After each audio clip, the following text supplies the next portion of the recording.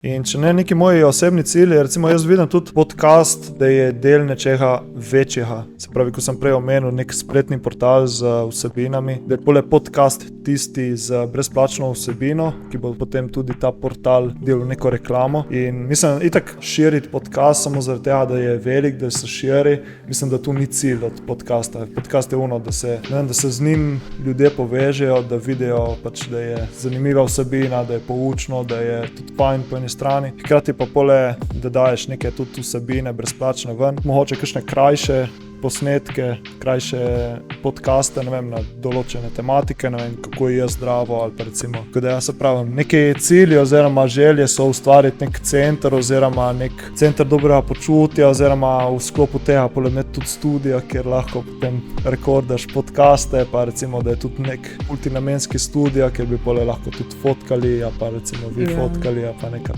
take stvari.